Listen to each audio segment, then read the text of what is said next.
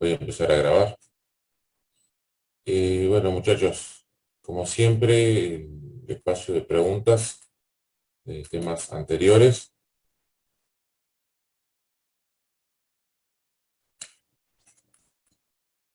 Romina, buenos días. Si quieren, me avisan por Eva, el mensaje personal creo que es. Ya hubo compañeros que nos hicieron el aviso. Lo que les pedimos, que nos proporcionen un correo electrónico al cual poder enviarles material para poder trabajar. Una vez bueno, que cierre el periodo ahora nomás de tutoría, vamos a enviarles a todos un correo general con las pautas y materiales para que empiecen. Fundamentalmente, vamos a empezar charlando sobre qué tema les podría llegar a interesar para trabajar. ¿Dudas? ¿Más dudas? ¿Preguntas?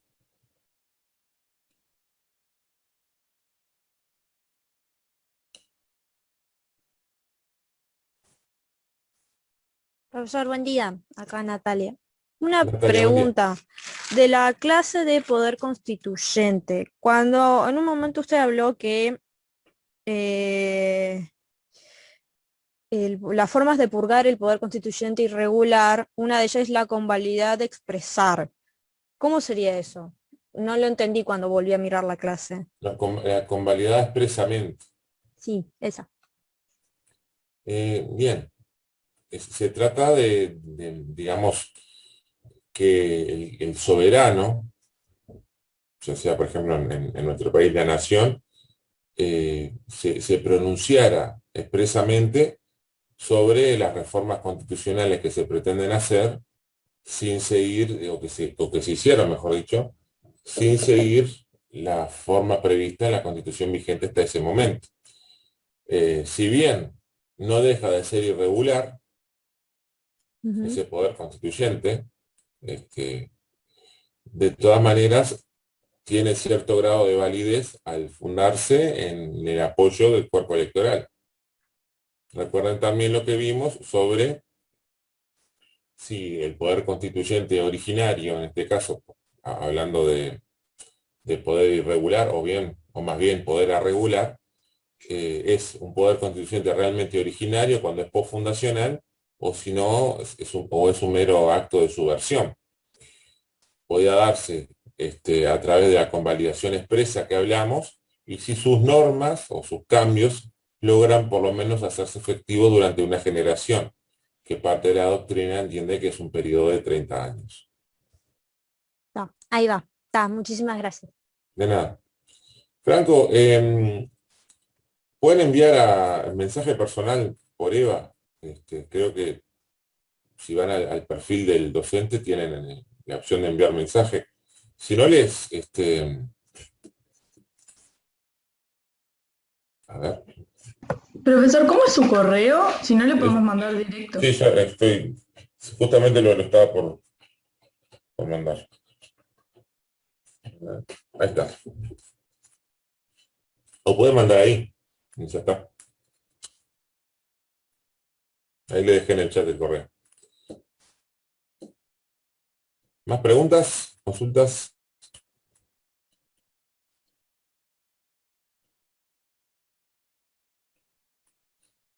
Una cosa que me gustaría comentarles, igual lo vamos a hacer en mensaje general, es a ver si podemos empezar a ver la modalidad del segundo parcial.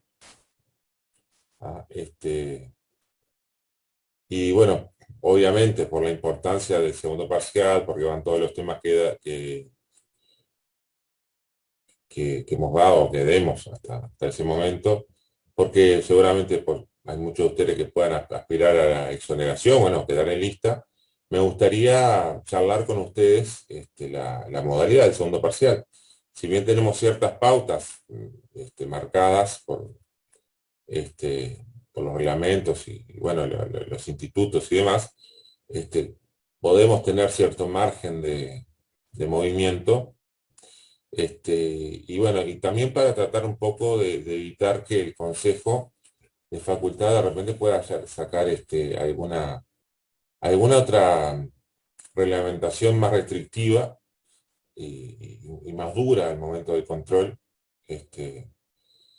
Y bueno, sí, para evitar lo que ustedes nos hicieron ver, que si ponemos demasiados requisitos, muchos de ustedes seguramente no van a poder hacerlo, porque no, o bien no tienen cámara, no tienen buena conexión, varias cosas. Entonces, básicamente, bueno, después se lo vamos a mandar, pero podemos adoptar una modalidad similar a la que fue el primer parcial. Ustedes ya la conocen, es decir, preguntas múltiple opción, con un límite de tiempo un poco acotado, pero que creemos que es suficiente. Y también el tema de que algunas de las preguntas tengan penalización si la respuesta es incorrecta. O bien, otro sistema donde, bueno, haya más preguntas. La modalidad de múltiple opción que tenga tal vez menos opciones o incluya algunas preguntas de verdadero o falso, seguramente ya conocen. Bueno, que la cantidad de preguntas sea sensiblemente mayor. Y también para aplicar cierto control, que recién se comiencen a sumar puntos, por así decirlo, a partir de cierta cantidad de respuestas correctas. Esas son más o menos y a partir de ahí empezar a prorratear o a ver la nota que corresponde.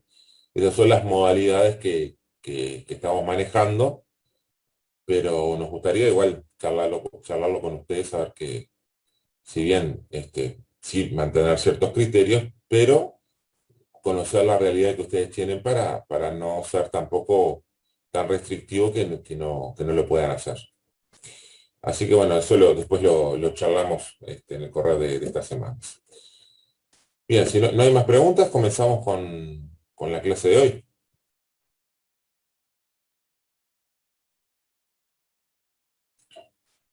Para hoy vamos a empezar a ver el tema de Estado, ¿sí?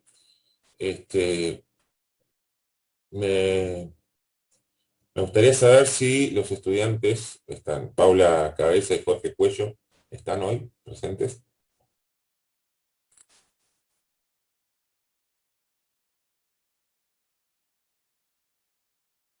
Sebastián, sí, no, las vamos a subir. Me han escrito algunos de ustedes y bueno, yo me he olvidado de subirlas. Así que les pido disculpas, se me pasó a mí. Brian, si no estoy mal, es el 25 de junio, que es viernes, puede ser. Es la última clase que tenemos, es el parcial.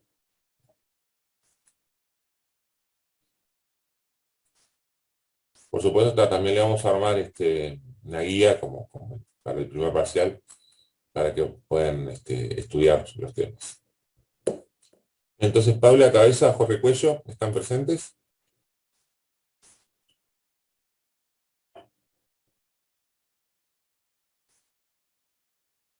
Ezequiel, todos los temas, desde que comenzó el curso hasta que termine. Eso es por reglamento.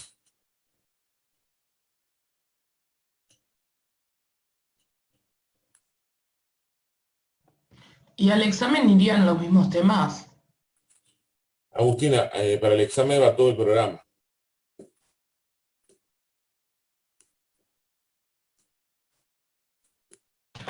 Pero vos no habías dicho que es distinto el examen que den las personas que llegaron al 3 que los Sí. que no llegaron. El examen libre, el que está libre, dependiendo de la modalidad que se implemente, puede tener que responder una o dos preguntas más en la misma cantidad de tiempo.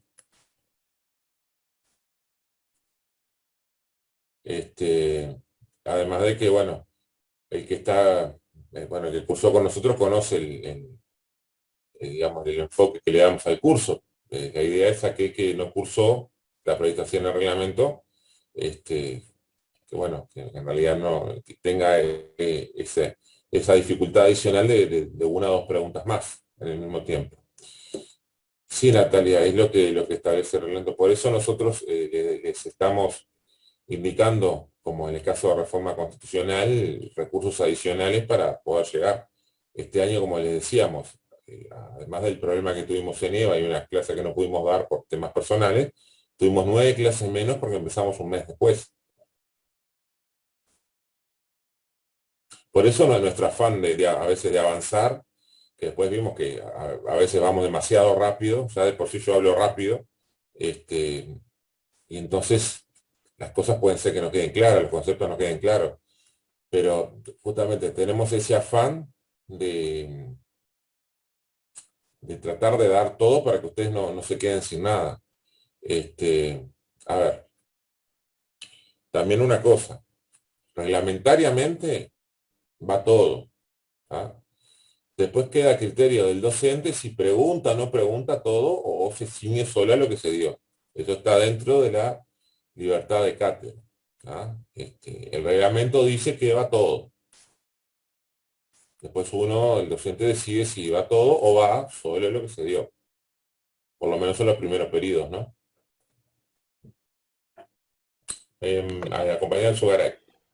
Una pregunta, ¿no? Si usted va a preguntar sobre cualquier tema, ponele, ¿puede poner alguna otra cosa de interpretación e integración? Porque yo vi que puso el video y el video me sirvió un montón, pero igual las clasificaciones y todo lo más, tipo a grandes rasgos lo entendí, pero en cosas más puntuales me costó un montón y la verdad no sé, creo que no da mucho la información para entenderlo. Si va a preguntar, si puede poner algo más. A ver, perdón, a ver si entendí. ¿Les gustaría un material adicional de interpretación que profundizara más en el tema?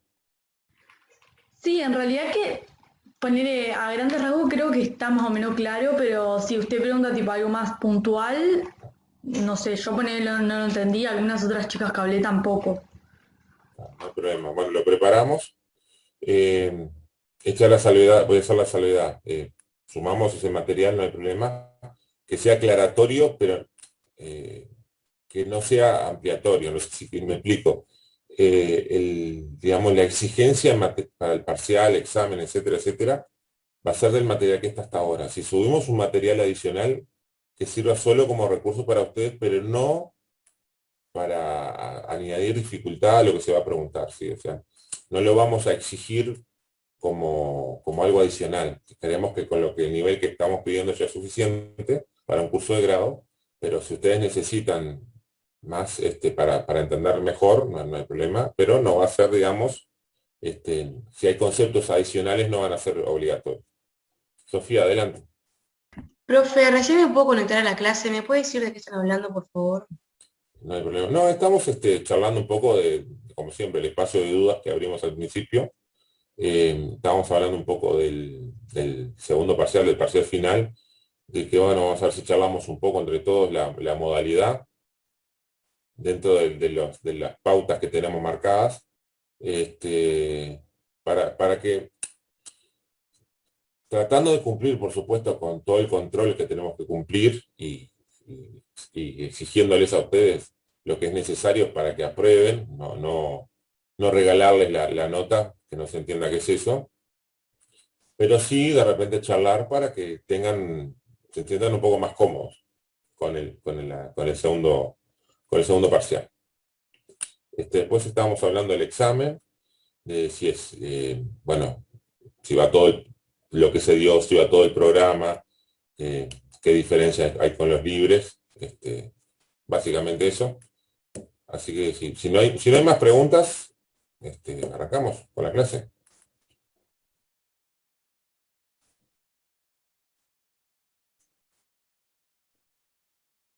Miranda, básicamente el reglamentado quiere decir que, bueno, que el estudiante tiene la garantía de dar con el docente que cursó,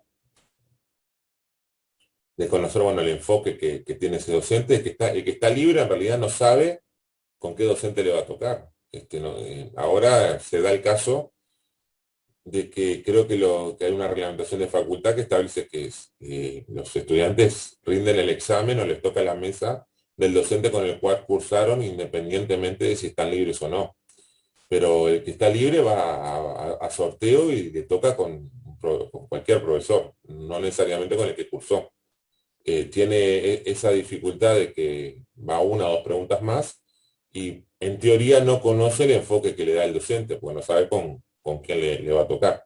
Pero va todo el programa, ya sea libre o no.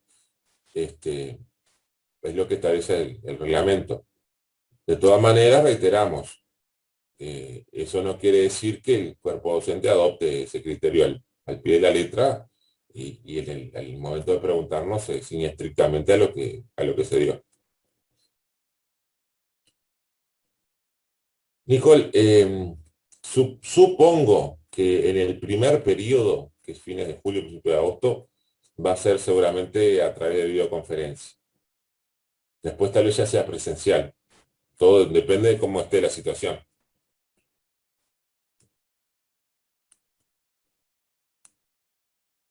Sí, Sofía, no sé si te quedó levantada la mano, tenés otra pregunta, perdón. No sé si hay más preguntas, si no, arrancamos con la clase. No, no me quedé levantada, yo la bajo. Bien. Bueno, empezamos entonces con la clase de hoy. O teníamos marcado para hoy comenzar con el tema de Estado.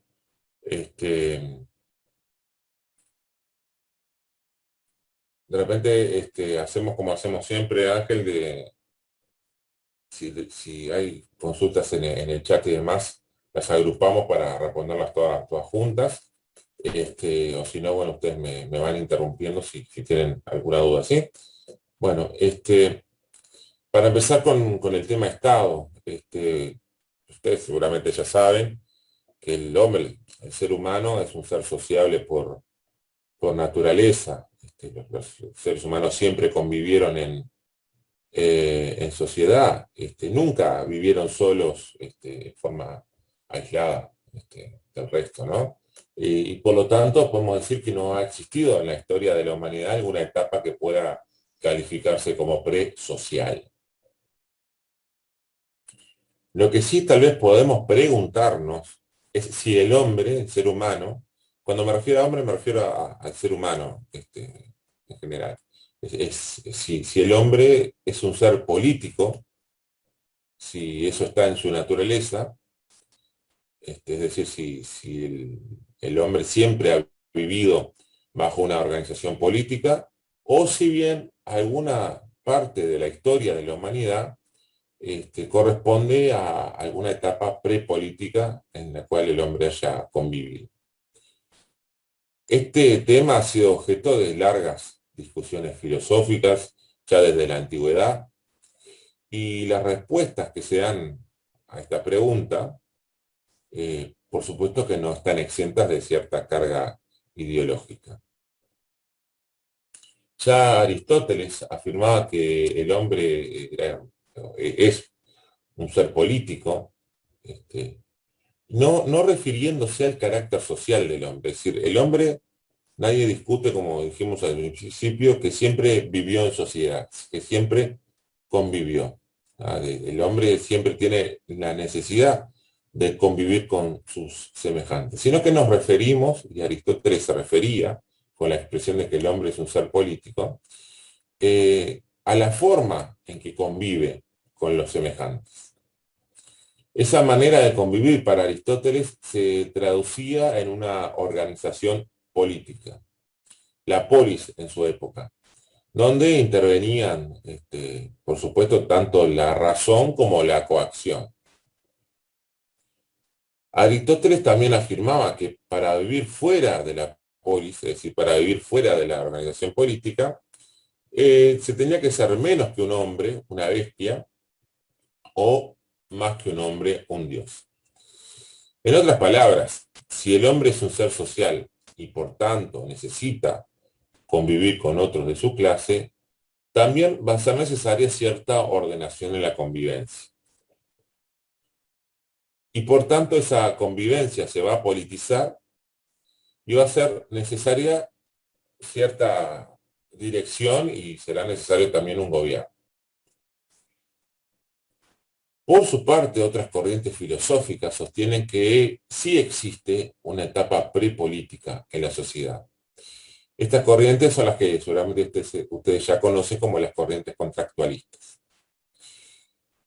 Entiende que el nacimiento de la sociedad y de la polis no son simultáneos. Aparentemente, para estas corrientes, el ser humano habría vivido un tiempo en estado de naturaleza, en el cual convivía, sí, con otros seres humanos, pero sin tener una organización política, sin haberse dado una organización política. Los seres humanos ingresan entonces a esa organización por un acuerdo, un pacto, un contrato social, que sería el que organizaría la convivencia.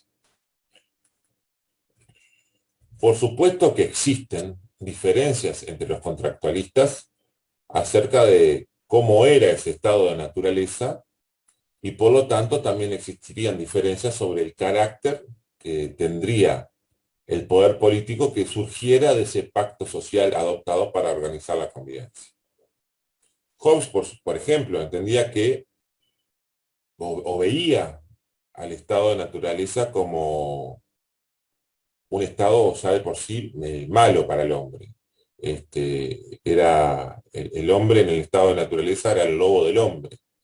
Y por tanto defendía enérgicamente la monarquía absoluta, donde para justamente poder evitar que el hombre fuera el lobo del hombre, se adoptaba esa forma de organización política donde el poder tenía que ser absoluto, o si no, se enfrentaría la sociedad al caos.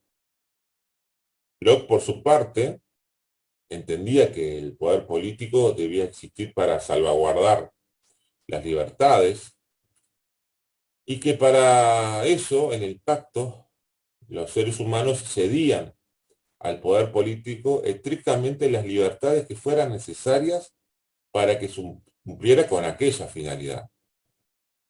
Es decir, salvaguardar las libertades. Y por eso Locke era partidario de una monarquía constitucional. Existen muchos autores que se han pronunciado tanto a favor de las corrientes contractualistas como de las corrientes de tipo aristotélicas, ¿no? Si bien más allá de las diferencias, todas tienen en común que su pensamiento, su fundamento tiene una fuerte carga ideológica. Pero no Profe, sería... Sí, adelante. disculpa, no me quedó claro algo. Locke entendía que el poder político debía existir para salvaguardar las libertades, pero para eso le daban al Estado las libertades necesarias. Sí, digamos que Locke entendía que los seres humanos, todos los seres humanos eran titulares de libertades. Con libertades nos referimos a derechos, ¿no? De un conjunto importante de libertades. Y que la idea era, para ingresar a la organización política, que esas libertades fueran protegidas. Entonces, al entrar a la organización política, los hombres de todo ese conjunto de libertades ceden algunos derechos al poder político, para que éste garantice el resto de las libertades. Ceden algunas para proteger el resto. No sé si quedó claro con eso. Sí, gracias, profe. Bien. Y profe, Sí, adelante. Una pregunta, no me queda claro Hobbes, o sea, Hobbes planteaba que debía existir una monarquía absoluta. Sí. Yo pensé que era como uno de los filósofos que planteaban lo opuesto, No, como no, estaban en Hobbes, contra de esta. en el trabajo del Leviatán, en su obra Leviatán, defiende la existencia del poder absoluto, de la monarquía absoluta. En realidad defiende la existencia del poder absoluto, ¿ah? Porque en realidad su trabajo se enmarca o se desarrolló en el tiempo de Cromwell, y de alguna manera pretendía ser una justificación o legitimización del poder de Cromwell. Pero básicamente él sostiene que tiene que existir un poder absoluto en la organización política, que se traduce normalmente en una monarquía absoluta. y que él decía que como el hombre en el estado de naturaleza es el lobo del hombre, es decir, en la convivencia social el hombre en realidad tiende a dañar a otros hombres, la, la convivencia se tiene que organizar en la organización política que evite esa situación, que ve una situación, que la ve como una situación de caos. Y la única forma de evitar eso es el poder absoluto. Era una dicotomía, poder absoluto o caos. Claro, ahí quedó claro. Gracias, profe. ¿Verdad? Bien, seguimos. Como les decía, estos autores, existen multiplicidad de autores, ¿no? Ya sea tanto para las tesis contractualistas como las que siguen la idea de Aristóteles, todos están influidos por ciertas ideologías, por lo que no sería mala idea tratar de analizar qué entienden otras disciplinas como lo son la antropología o la sociología. Con respecto a cómo se origina la organización política, los antropólogos se encuentran divididos en dos corrientes.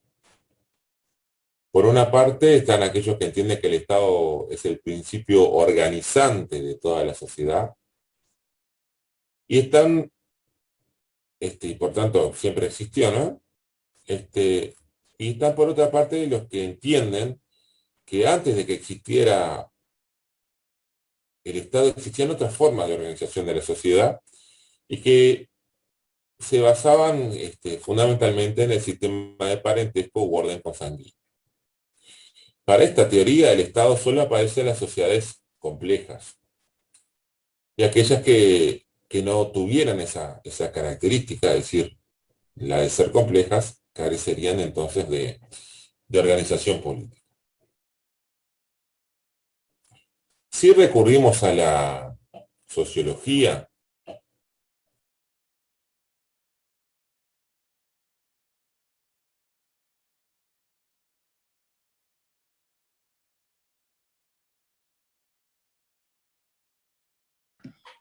Gabriel, Profe, desactivaste el micrófono. quedaste silenciado por error.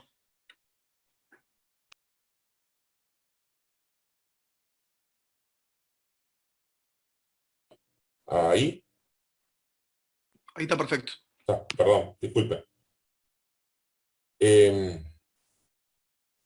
Decíamos, la sociología entiende que el centro de los estudios, o sea, el centro de las publicaciones, de las preocupaciones, perdón, de la sociología, es explicar cuáles fueron las causas que originaron a la organización política.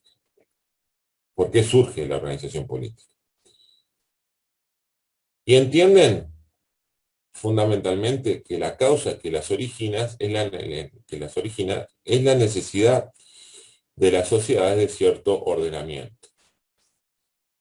Las comunidades se organizan, entienden, con diferentes propósitos, como la agresión o la defensa, para mantener un sistema legal y para conservar, por supuesto, la norma en común.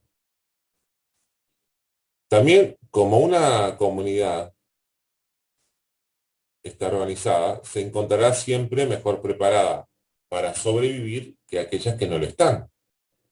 Y entonces, frente a este hecho, frente a esta realidad contrastable, esta forma de organizarse, es decir, la organización política, se torna universal, se generaliza. Es decir, los seres humanos, que por supuesto siempre vivieron en sociedad, se dieron cuenta que la mejor forma de sobrevivir era la de adoptar cierta organización política. Más allá de todas esas discusiones, lo que sí es cierto es que el ser humano, hasta el momento, para convivir, ha requerido la organización política. ¿Entienden, no?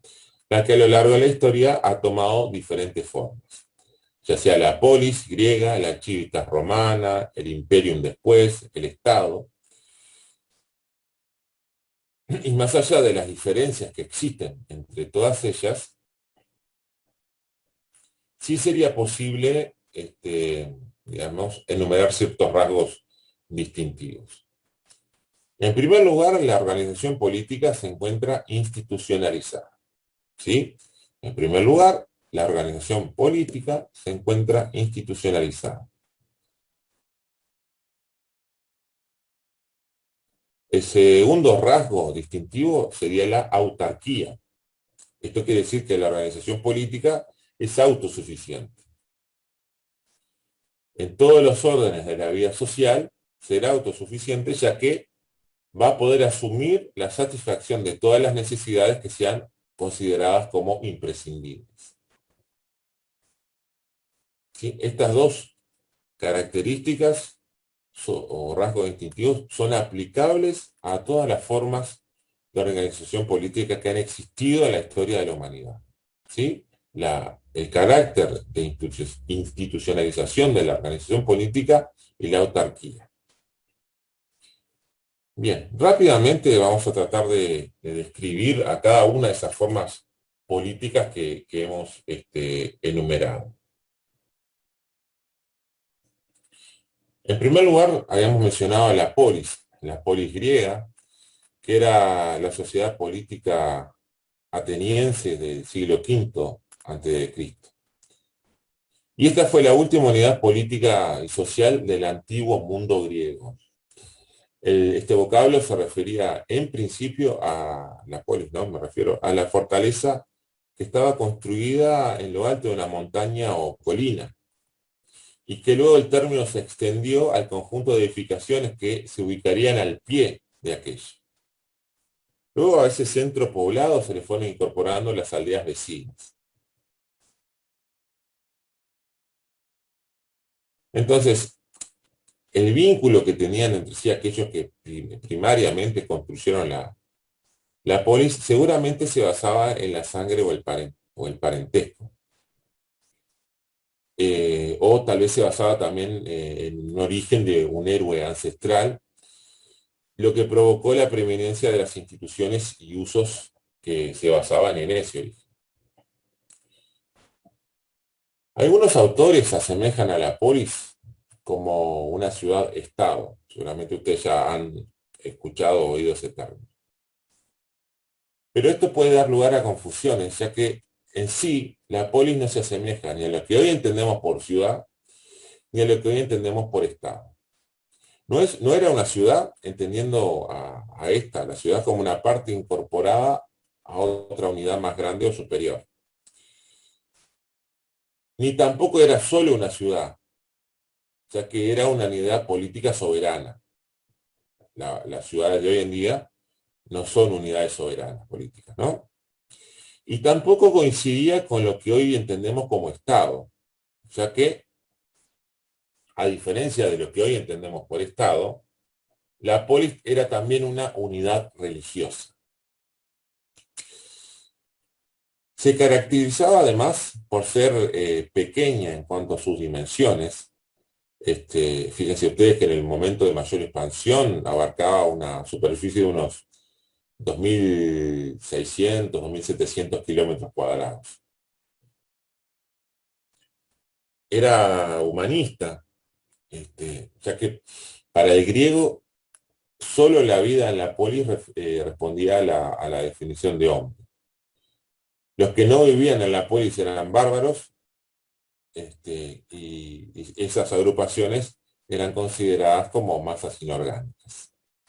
Vivir como ciudadano era sinónimo de civilización. El hombre estaba hecho para la polis y la polis estaba hecha para el hombre. No sé si hay dudas hasta acá.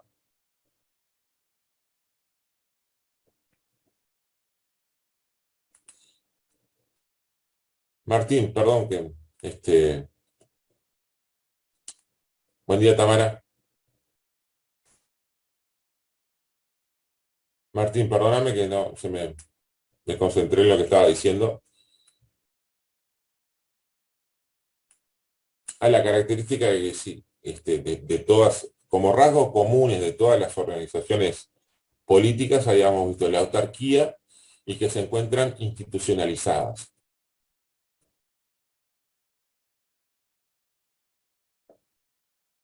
por supuesto, es decir, se ven como una institución, con las características que tiene, por supuesto, todo el concepto de institución que se manejó, ¿no?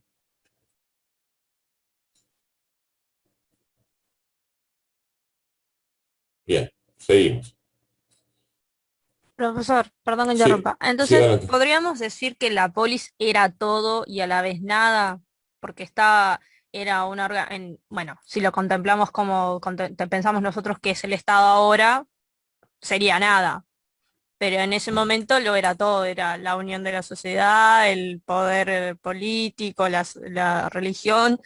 Podríamos decir que era un todo y un nada. Es que en realidad no podemos compararlo, por eso es que se da la confusión que se usa en los términos ciudad-estado, porque eran cosas diferentes, o son cosas diferentes. Podían tener algún elemento en común, pero era la organización política que se daba en esa época, este, que tenía esas características. Tenía características de ciudad, pero no era solo una ciudad, y tenía características de Estado, pero no era solo un Estado. Entonces por eso es difícil asimilarlo o utilizar esos dos conceptos. Ahí va. Viendo desde el punto de vista histórico, por supuesto que vemos las posibles deficiencias con respecto a nuestra organización política actual. Pero bueno, en su momento el concepto de organización política era otro. Ahí va. Está. Muchas gracias. Era- La polis era considerada también un refugio, ¿no? Como dijimos, era una fortaleza construida al pie de en una montaña. Por lo tanto, si su construcción obedecía a esto, podemos decir que es innegable su naturaleza militar. El nacimiento en buena parte de la polis responde a necesidades de defensa. Tengan ustedes en cuenta que en Grecia, en esa época, la calidad de ciudadano activo se adquiría el día que se recibían las armas y se prestaba juramento.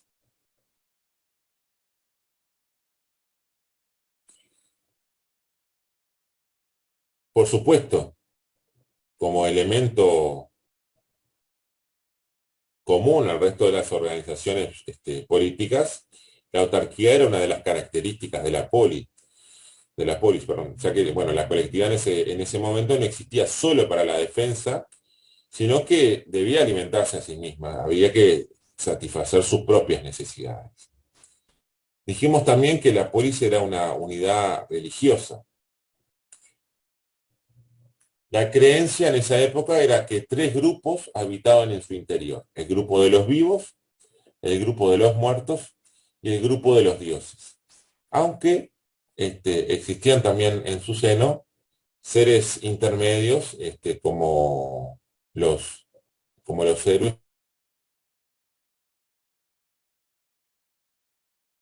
Creo que de nuevo apuntaba a se esa fue. Micrófono, característica profe. de perdón, Que se había silenciado, pero ahora ya está. otra vez. Sí, no, pero Sí, ahora ya no, está. un segundo, Ariel, nomás. Silenció un segundo y ya se pidió de vuelta. Sí, es automático, está pasando algo. En la parte que habían seres intermedios. Se cortó ahí. Ah. Sí. Bueno, decíamos, la polis era habitada por tres grupos: los vivos, los muertos y los dioses. Pero había quienes creían en esa época que había grupos intermedios, ¿ah? Como los héroes o los semidioses. Recuerda que se creía que el origen de la polis griega era un héroe ancestral. La polis era también el centro de educación ciudadana. No existía distinción entre la idea de hombre bueno y la idea de buen ciudadano. Y por ello la educación era esencialmente la educación del ciudadano, ¿no? Y que estaba modelada de acuerdo con los ideales y fines que tenía la polis. No sé si hay dudas hasta acá o seguimos. No.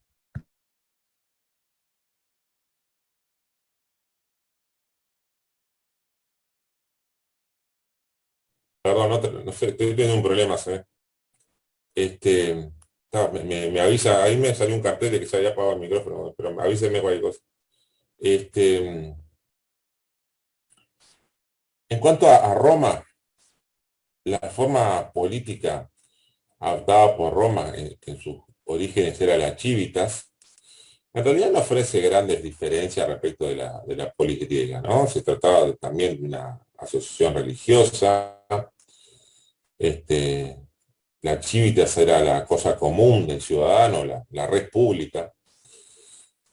Eh, Existía, por supuesto, la necesidad, igual que en Grecia, de que el individuo participara activamente en el gobierno a través del jus suffragii y el jus honori, pero sí existían algunas diferencias respecto de la poli griega, ¿no?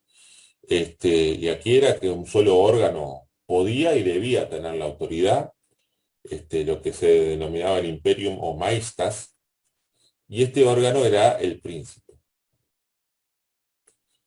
Este último, el príncipe, Perdón, profe, justificaba ¿puede su poder repetir? mediante... Sí, perdón. ¿Puede repetir, por favor, profe? ¿Cómo no?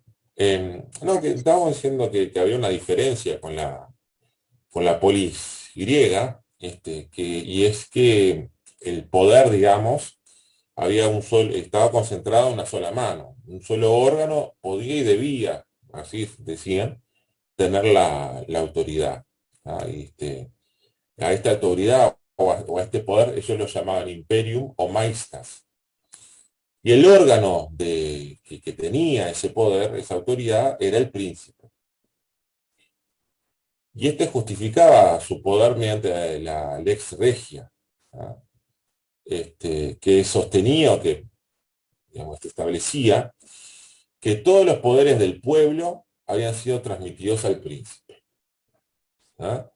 Este es el primer caso de organización conocido, ¿no? De organización compleja, donde todo el poder radica en una sola persona. Y puede servir de modelo, o pudo servir de modelo, ¿no? Entienden algunos autores, a organizaciones políticas de sociedades posteriores en el tiempo, ¿verdad?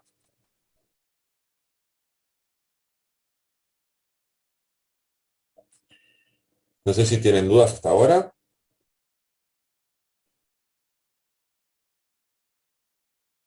Ahí arranco. No sé si están estos estudiantes presentes.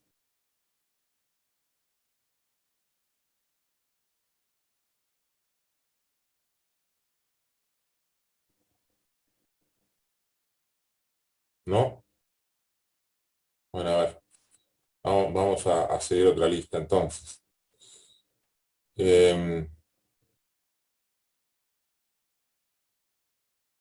Magdalena Alzugaray. Sí.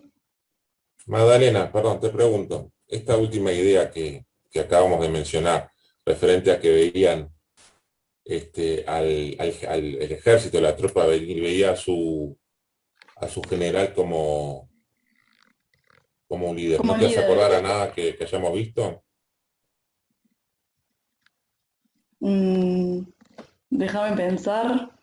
Porque habíamos dicho también que veían al Senado, que en realidad era, digamos, la institución que se creía también que gobernaba en esa etapa del desarrollo de la sociedad romana, como algo lejano, y con el cual no se identificaba, ¿no? Claro, no, en realidad me hace pensar que, como, tipo, estaba en el tema mismo, que se dividían en grupos porque era lo que le tocaba, digamos, porque no podían volver y tampoco había tanta comunicación, digamos. Por eso es que lo obedecían a los líderes, tipo, lo tomaban como algo superior a ellos.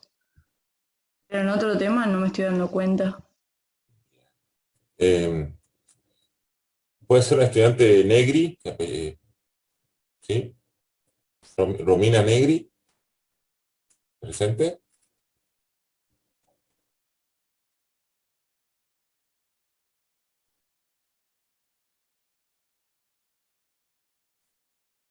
Bien. Sabrina, adelante. ¿Se escucha? Sí. ¿Puede tener algo que ver con lo de legitimidad carismática?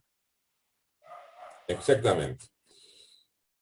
Como veo las diferentes formas de poder, ¿te animás a explicarlo un poquito más, Sabrina?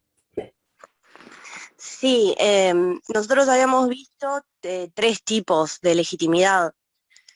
La tradicional, que se basaba en la costumbre, como que siempre se había hecho así, entonces se aceptaba eso. Después la carismática, que era como la más peligrosa porque era cuando, digamos, el poder no tenía límite. Y después vimos la legal, racional, que, que es, bueno, cuando ya se mete, digamos, el derecho como herramienta para limitar el poder. Eso es lo que... Perfecto, perfecto, Sabrina. Muchas gracias.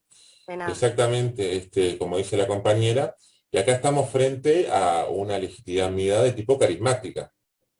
¿Ah? Y ahora vamos a ver lo que pasó al surgir este tipo de legitimidad. Sí, que la compañía del Sugaray. Sí, ahora sí me doy cuenta que era carismática porque era la imagen de poder que ellos tenían sobre la persona. Claro, Y era como se comportaba también el líder. exacto. Se basaba en las condiciones reales o supuestas del líder, ¿sí? Las que realmente tenía o las que pretendía tener el líder. Y bueno, aquí es como, digamos, uno de los primeros inicios más digamos, más marcados de lo que fue la legitimidad carismática. ¿Ah? Y bueno, por esto que decíamos, de que las tropas seguían más a sus generales, que veían como un líder y no tanto al Senado, los nuevos hombres influyentes en esa época en Roma iban a ser los generales, ¿no? Sobre todo los que lograban conquistar la confianza ciega de sus tropas. Y eso les daría también condiciones para desafiar en su momento la autoridad del Senado. Es así que surge el cesarismo, ¿no? La figura del César. Y de esta época surgen también dos conceptos que son fundamentales para el derecho político, como lo son la idea de soberanía y la idea de imperio. ¿Sí? La idea de soberanía como ese señorío de la organización política, de tomar sus propias decisiones y de ejercer sobre la sociedad y las colectividades que no tuvieran esa organización, esa idea de ser quien toma las decisiones. Así, en los pueblos conquistados no se les permitía iniciar la guerra por su parte o en forma independiente con otros pueblos vecinos. Y también, bueno, decíamos, surge la idea del poder de imperio como que no existe por encima del poder, en este caso, bueno, ya del César, ningún otro poder. El poder de César era el poder máximo. Pero bueno, este tipo de organización política desaparece en la Edad Media, ¿ah? Y también desaparece la idea de unidad política con base territorial. Y a ver quién, más o menos, si hay algún aficionado a la historia, pueden tener idea de por qué pasó, cómo llega a su fin el Imperio Romano.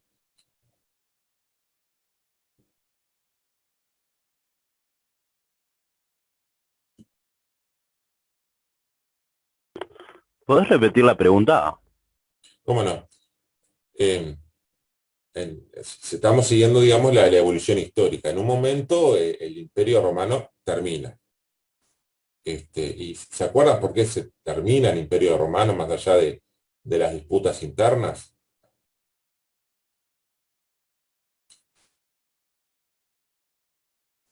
Exacto, como dicen Franco y Martín, hubo invasión de pueblos bárbaros. ¿Qué origen tenían esos pueblos? ¿De dónde venían? ¿Qué origen tenían?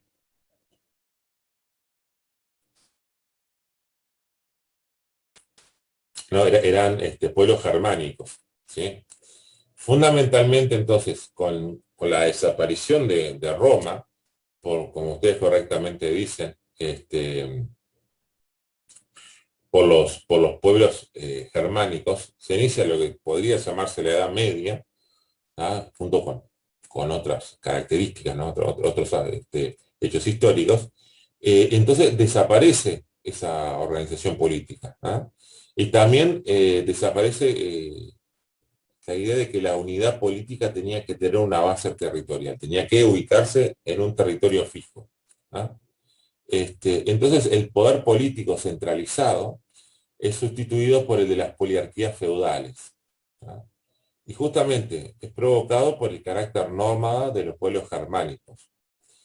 Y así en estos pueblos el único vínculo político que existía era de carácter personal, fundamentalmente lo que se entiende como la fidelidad. Las leyes no eran territoriales, sino que eran personales, ¿no? Repetimos, en esta forma de organización política no existía un poder centralizado, sino que en realidad el poder estaba dividido en varias esferas. El imperio, el papado, los señores feudales, las corporaciones y las ciudades. Miren, qué cantidad, ¿no? Imperio, papado, señores feudales, corporaciones, ciudades. Existía una convivencia en esa época entre un poder temporal, ¿sí?, que organizaba la convivencia entre los hombres, y otro de tipo espiritual.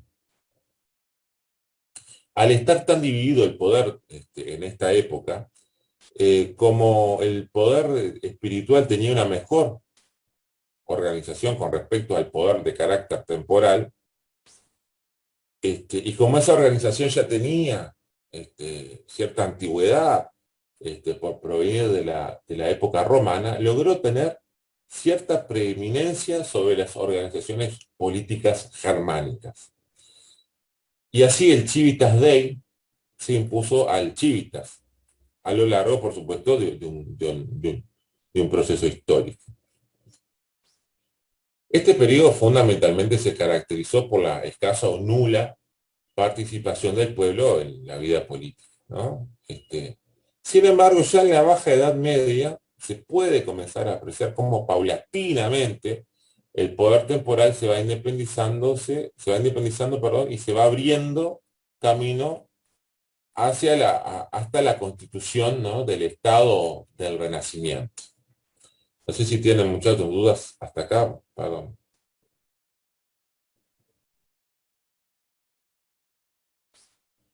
Tamara, exacto, muy bien. Perfecto. Creo que no lo leí antes. Muy bien el aporte.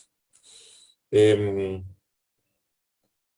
entonces nos ubicamos ahora sí en la época, bueno, del Estado del Renacimiento, ¿no? Que para la mayoría de los autores es aquí recién, en el Renacimiento, donde comienza a tomar forma la organización política que hoy conocemos como Estado, ¿verdad? Esta organización política se caracteriza por la adopción de una unidad política en la que va a desaparecer la dualidad entre poder temporal y poder espiritual, ¿no? El poder no va a estar considerado por una parte el poder temporal y por otra parte el poder espiritual. También digamos, como consecuencia de la noción antropocentrista que surge en la época del Renacimiento, de la importancia de la vida terrenal y no verla tan solo como un vehículo o un transcurso hasta llegar a la otra vida, ¿no? También importa entonces que el ser humano sea puesto en el centro de la vida, y no así las deidades, ¿no? Por supuesto que esta organización política, ya conocida como Estado en la época del Renacimiento, se diferencia de las anteriores formas de organización política por la naturaleza de sus elementos. Esa es a la vez Estado y nación, ¿no? Por su especial composición geodemográfica. Con esto referimos al territorio como elemento del Estado y también a la población. como elemento del Estado. Y también Estado soberano, ¿verdad? Ya de tipo en esa época absolutista por el carácter que reviste el poder. Y con esto estamos haciendo referencia entonces a los tres elementos del Estado: territorio, población y poder, que los vamos a ver en un par de clases. Pero vean cómo es que surgen estas ideas de los elementos del Estado ya en esta época, ¿no? Frente a las poliarquías medievales, donde no existía en sí un centro de poder único, ya hemos visto que el poder estaba dividido, y por supuesto que en donde no existía una sola autoridad suprema que estuviera provista del máximo de facultades de mando ni de dirección, emerge el Estado como un instrumento de control político fuertemente centralizado y con la aspiración de constituirse en una unidad absoluta. ¿Ah? Es una respuesta muy fuerte a la forma de organización de la sociedad hasta ese momento, ¿no? Vamos que estarían en las antípodas con la forma de las poliarquías medievales. En realidad existen múltiples causas que provocaron el cambio en la organización política. Pero bueno, es posible señalar algunos de ellos que podemos considerar como los más importantes, ¿no? Sin duda la influencia de los descubrimientos geográficos. ¿Qué les parece a ustedes? ¿Por qué será importante en la formación de los estados, bueno, en aquella época del Renacimiento, pero de los estados contemporáneos, este tema de los descubrimientos medievales?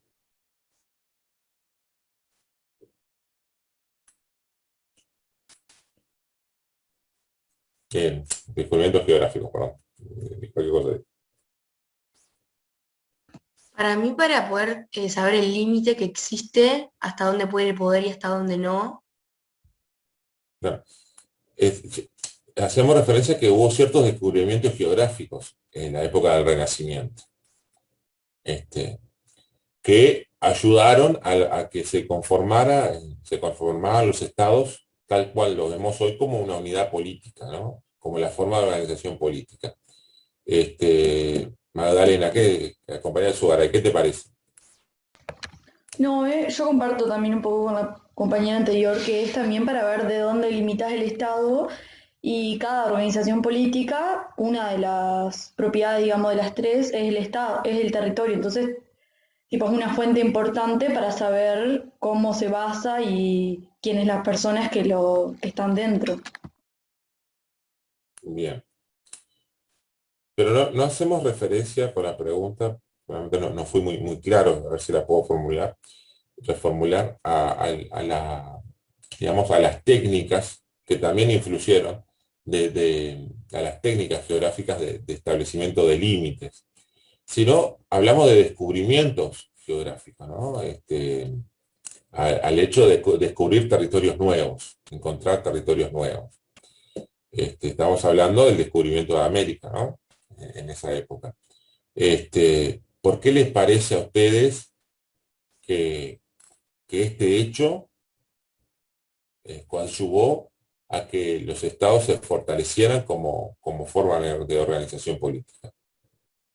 Bueno, en primera, el descubrimiento de América marca el final de la Edad Media, se podría decir, porque se empiezan a formar lo que en ese momento se consideraron las colonias, con, por ejemplo, cuando empiezan a ocurrir todos los temas burgueses, el proletariado de la burguesía y demás, ahí se empiezan a plantear los derechos bueno, de los burgueses, tratando de limitar el poder del rey para, bueno, mantener el derecho de propiedad de sus tierras, de sus bienes, y bueno, cómo influyen esos nuevos acontecimientos por el nacimiento de nuevos pensamientos políticos en las nuevas colonias. Perdona que te interrumpa, Natalia. Ahí ya te viniste bastante más para acá. Perdón. No, todo bien, todo bien. Pero vamos a centrarnos en el hecho del descubrimiento de nuevos territorios, ¿por qué esto ayudó a que los estados en realidad se volvieran la forma de organización política? Y bueno, como dijimos hace un rato, el poder fuera absoluto. Estás haciendo referencia a algunas etapas del constitucionalismo que vimos, ¿está bien?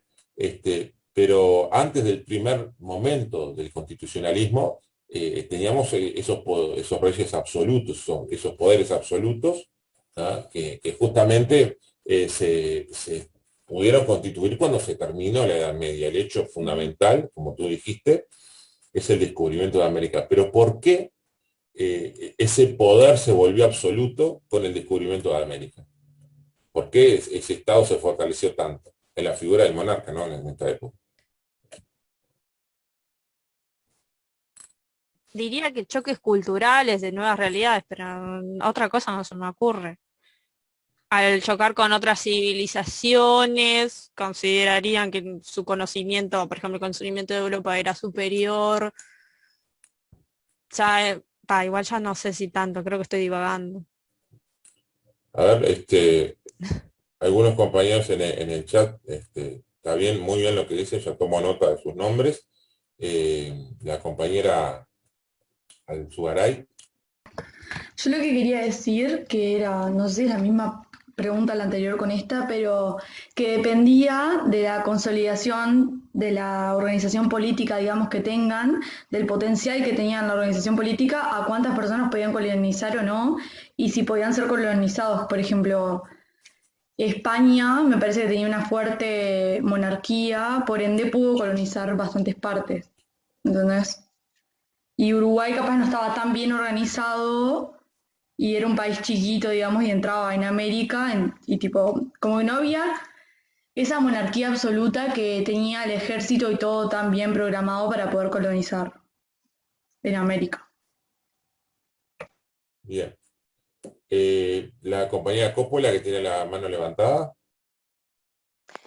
Sí, en cuanto a la pregunta que hiciste, creo que una de las razones por las cuales se fortaleció la monarquía es porque al haber descubierto América, trajeron, bueno, toda la riqueza y pudo de alguna manera independizarse del dinero que le daba la burguesía, entonces se volvió como más absoluto el poder.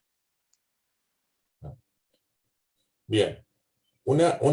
Está perfecto lo que dice Sabrina, lo mismo estaban diciendo en el chat, tomo nota de todos los que están participando.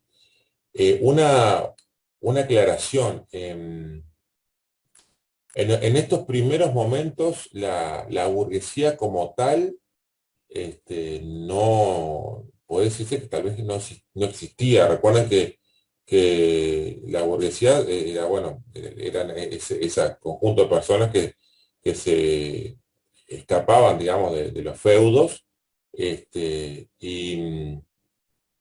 y se organizaban alrededor de los puertos o de los burgos, ¿no? Que luego sí se constituyó en una clase social, pero cuando surge el Estado, como organización política, tal vez no estaba tan constituida o demarcada como tal.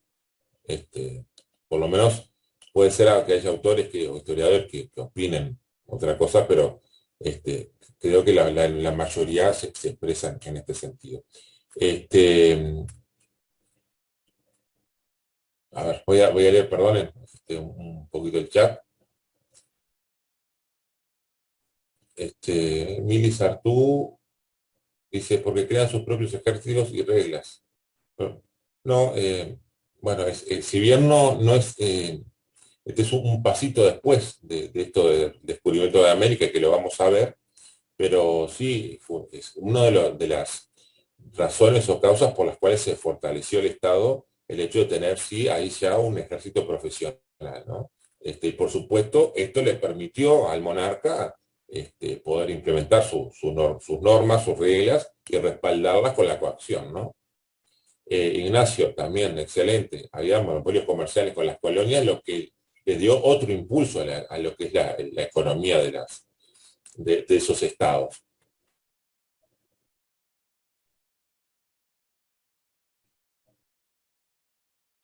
Seba, sí, está bien el razonamiento que haces, sin duda. A través de todo ese respaldo, eh, van implementando la forma de gobierno o ejerciendo el poder. Y por supuesto esto lo vuelve más, perdón, o hace que se consolida, ¿no?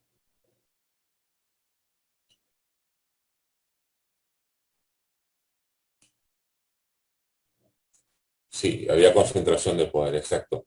La compañera Estela Dayana tiene la mano levantada. Sí, yo quería decir que también cuando llegaron como que impusieron la religión, se aprovecharon como de la ingenuidad de, de las personas de acá y también como que explotaban sus recursos y se aprovechaban de que eran como inocentes y no pensaban que podían sacar provecho de ellos. Exacto. Y me voy a quedar con algo que es muy interesante que usted dice, y que le pregunto, se lo traslado al resto, ¿no? Eh, Además de, por supuesto, tomar los recursos, el oro de América le dio un gran impulso a la economía de Europa. Como dice la compañera, hubo también una misión evangelizadora aquí. Este, y, ¿Y por qué creen que se dio esto? ¿Por qué creen que se trató de llevar adelante esta tarea, ¿no? Y porque si tú los reeducas, entre comillas, harás que ellos piensen de la misma manera que vos pensás, entonces serían más fáciles de gobernar. O sea, se regirían por tus mismos principios. La compañera Maciel. Gracias, Natalia. Está muy bien lo que usted está diciendo. Gracias, profe. Yo iba a decir que en realidad imponían sus costumbres y todo eso, justamente como dijo la compañera, para reeducarlos y hacerlos creer que eso era lo correcto. En realidad les daban armas y, o sea, armas medievales a cambio de trabajo y así o sea, se amigaron, o sea, entre comillas, ¿no? Se amigaron con los nativos para después eh, reeducarlos como que su religión y todo eso era lo que estaba bien. Y así imponían su poder y sus reglas y sus costumbres a las colonias de ellos. Es una también de las vocaciones que tiene el Estado, como explicábamos, es el de la de soberanía, ¿no? Y por tanto la de extender todo el sistema a través del cual él se organiza, o las piedras fundamentales en las cuales él se asienta, bueno, en este caso a las colonias, ¿no? Como pasaba como característica soberana de la época romana del imperio, acá pasa lo mismo. Y extiende entonces su forma de organizarse a las colonias. Y esto implica, por supuesto, la ley, las normativas, pero también todo el componente, la creencia religiosa, ¿no? Que formaba parte del Estado. ¿Se acuerdan que ya no está separado lo temporal y lo espiritual?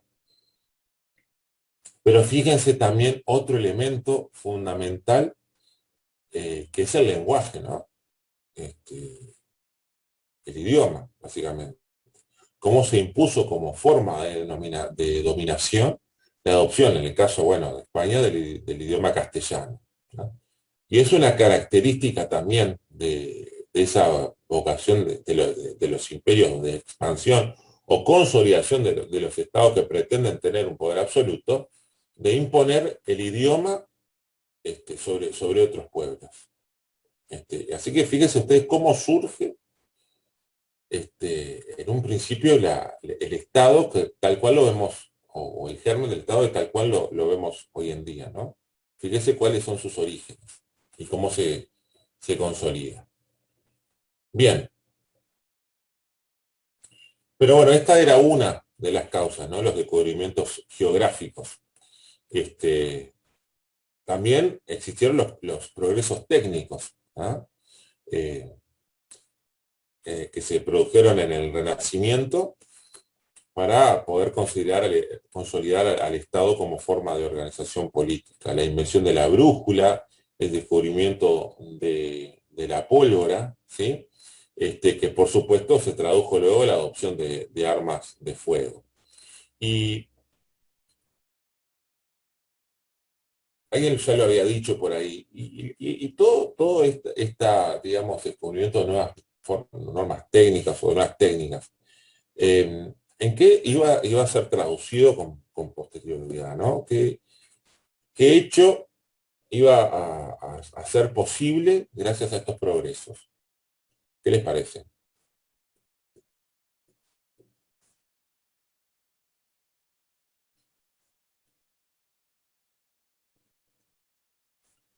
Por ejemplo, el descubrimiento de la pólvora, la invención de armamento.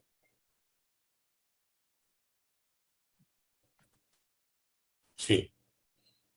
Y ¿El justamente enfrentamiento? exactamente, con miras a la posibilidad de enfrentarse también a otros estados, cada uno, vio la necesidad de la adopción de un ejército no regular, sino más bien profesional, ¿sí? Y estas nuevas técnicas también iban a tener que ver con la forma en que, cómo se hacía o se llevaba adelante la guerra, las tácticas, y demás. Pero fue sin duda fundamental la adopción de un ejército profesional, porque ahí sí elevaba a otros niveles esa idea de coacción. La ley ahí sí, la norma estaba respaldada con la espada. En este caso ya no era la espada, sino otros medios, ¿no? Y al crearse estos ejércitos profesionales, el Estado ganó el uso de la fuerza, ¿no? Y este uso exclusivo de la fuerza. ¿Ah? Era digamos, el único que podía ejercer la coacción legítima. Y por supuesto, para respaldar todo esto, fue que los estados fueron creando su policía interna, ¿no? La policía para asegurar el orden interno. Pero como ustedes ven, con todo esto, el Estado se consolida, pero también va creciendo. El Estado como organismo, como organización, va creciendo. Entonces, ¿qué les parece que puede hacerse necesario?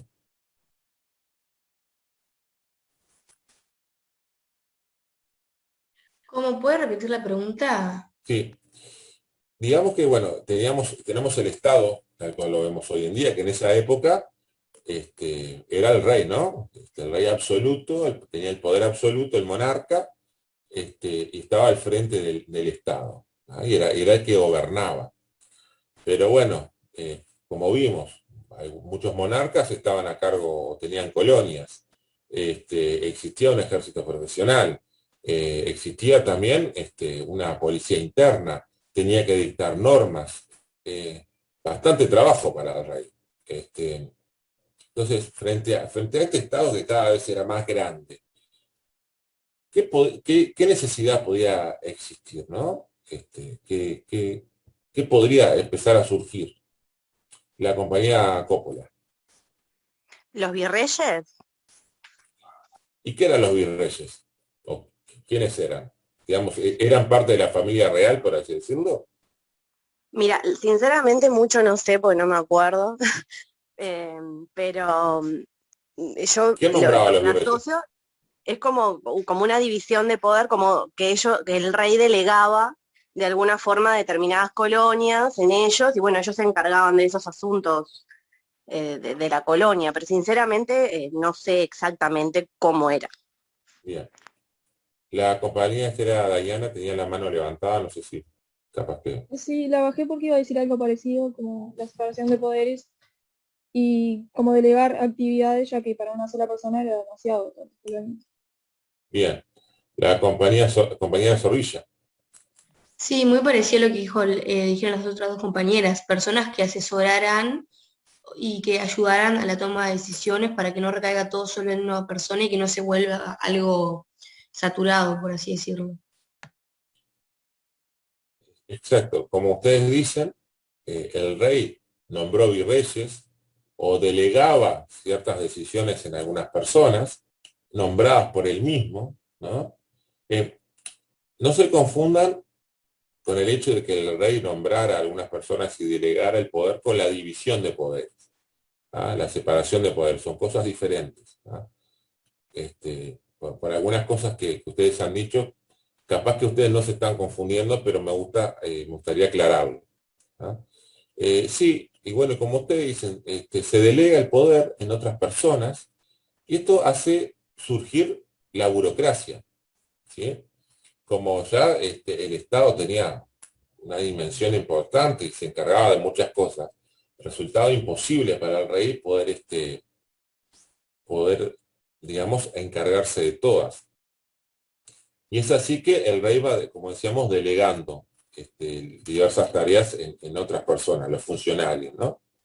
Pero por supuesto, cada funcionario tendría, digamos, ciertas tareas asignadas y tal vez ese funcionario delegara en otras personas otras tareas. Y así surge, como decíamos, la burocracia que se caracteriza fundamentalmente por la jerarquización de las autoridades, ¿ah? Y que esto fue sin duda el instrumento más eficaz para lograr la independencia de la unidad de poder del Estado, ¿no? El surgimiento de la burocracia. No sé si hay dudas hasta ahora, si alguien quiere hacer algún aporte adicional.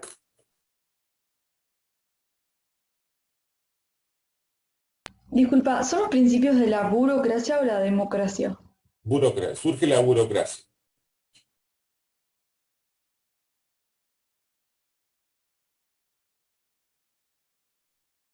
Miren, muchachos, si no tienen consultas o preguntas, mañana sí vamos a empezar con todas las teorías de la naturaleza del Estado que tienen, vamos a verlas por arriba, vamos a ver algunas de ellas, no todas. Ya tienen un par de audios subidos a la plataforma EVA. Voy a tratar de subir las dos clases que están faltando y voy a ver si puedo poner en un solo video la clase de ahora que estuvo accidentada. Me gustaría, si fuera posible, por supuesto yo sé que ustedes estudian, que pudieran intervenir en clase, sobre todo, por eso estuve preguntando por algunos compañeros específicamente hoy, aquellos que tengan ganas de hacer la monografía. Recuerden que la participación en clase puede ser fundamental si les falta un poquito para llegar a la nota. Así que, bueno, por eso estamos tratando no es para obligarlos, sino para ayudarlos a que puedan cumplir con el requisito de la calificación. Muchachos, entonces, si no hay dudas, nos despedimos hasta mañana.